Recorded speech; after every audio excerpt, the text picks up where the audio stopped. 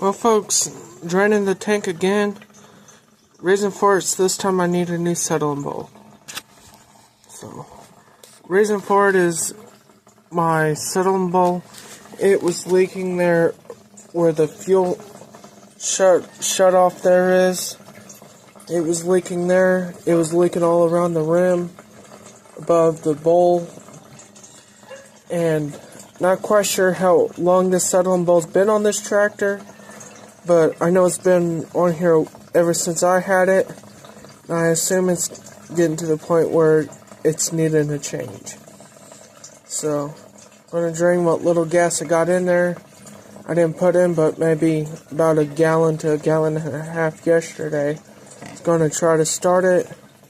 I seen it was leaking, so that plan got abandoned.